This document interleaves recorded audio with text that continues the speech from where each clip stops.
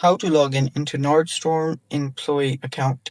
Hello guys, this is Atticus and welcome back to another tutorial video. In today's video, I'll teach you guys how you can log in into your Nordstrom Employee Portal. So without any further ado, let's dive right into it. First step, open up a web browser and simply search for login into Nordstrom Employee Portal. You can simply type in Employee Portal, Nordstrom Employee Portal login as well. After you do that, you'll find different websites right here. Head over to this that says Nordstrom Workday login. Let it load.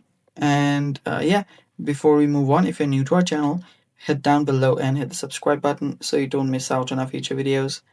Also, press the bell icon so you get notified when we release our new videos. Now, let's begin. So, right here, type in your username and then your password. And if you want to keep yourself signed in, check this box as well. Then you can tap on sign in option to simply sign in into your account. There you can see sign in option. And if you've forgotten your password, you can reset it using email. You can unlock your account, or if you're a former employee, you can head over to this site as well. And yeah, that's basically all for today's video. Thanks for watching. Stay tuned for more, and bye bye.